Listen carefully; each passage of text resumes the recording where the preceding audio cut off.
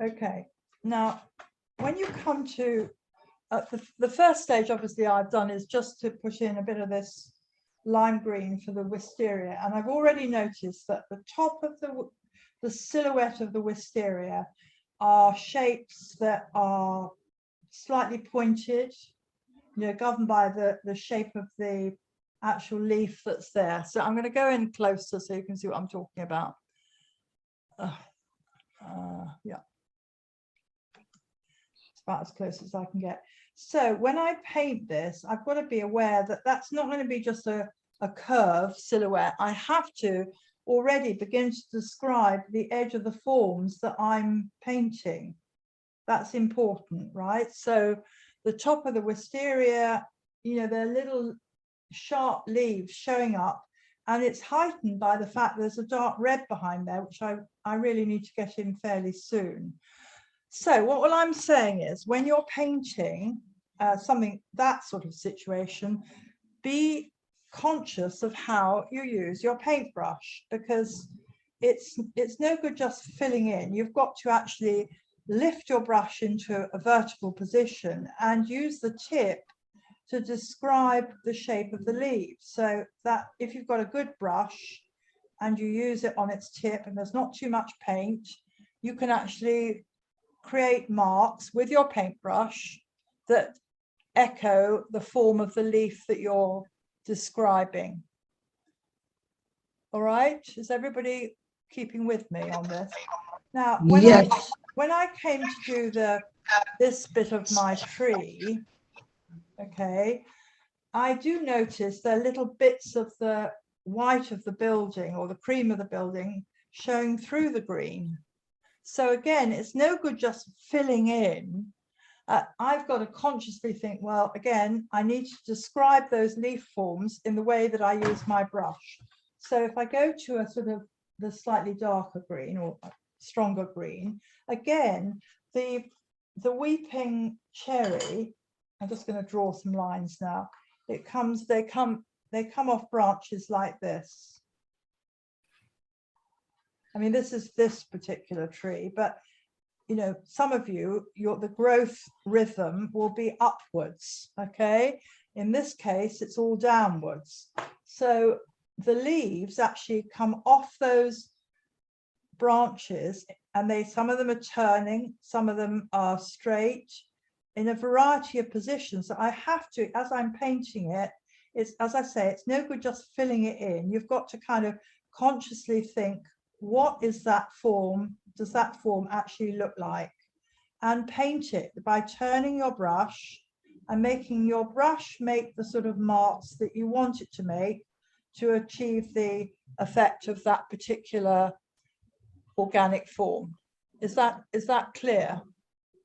Yes.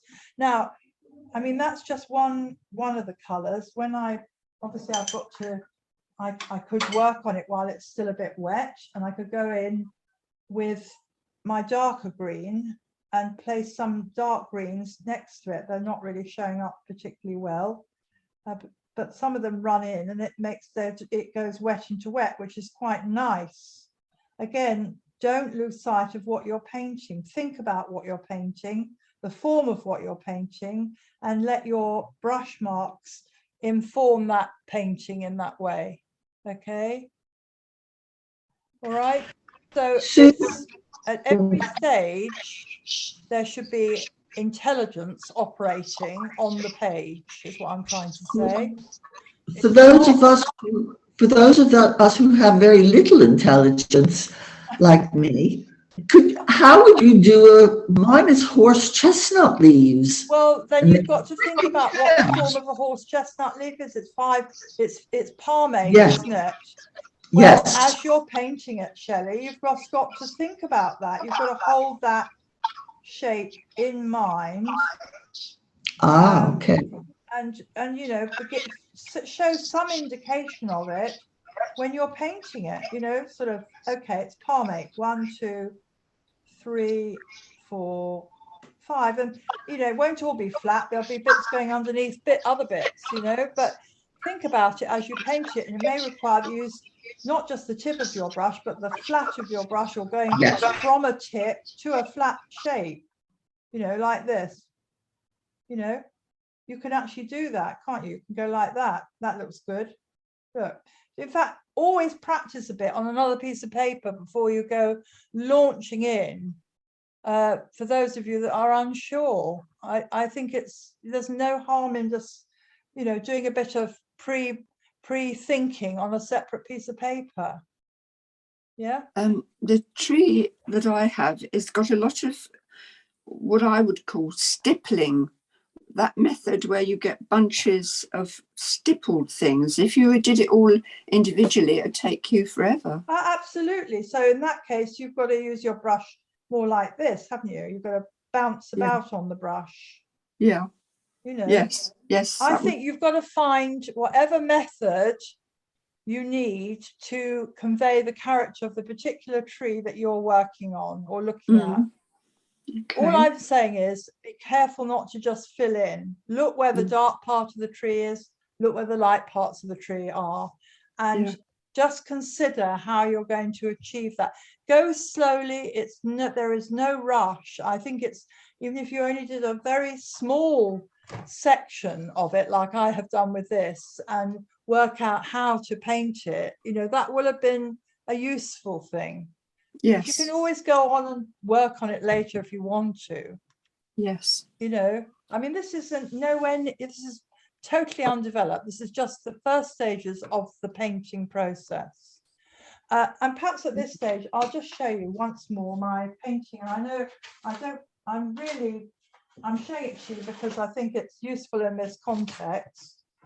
But this one here, each one took me, each panel, and they're very small. They're about, how wide are they? They're 4.5 inches wide. That's 4.5 inches by about just over 12 inches tall. And each one took about 4 hours, 4 to 5 hours to paint. Wow. Because you start off and the colors are very pale, very insipid, and then you've got to build up the tones, you know, like here, the dark browns, they have to be built up. You can't just go straight in with it. And at the same time, I had to think about where is it light, and maintain the light areas of the branches and the dark areas and that sort of thing. So there's a lot to consider, even in a very small area. Okay. Blimey.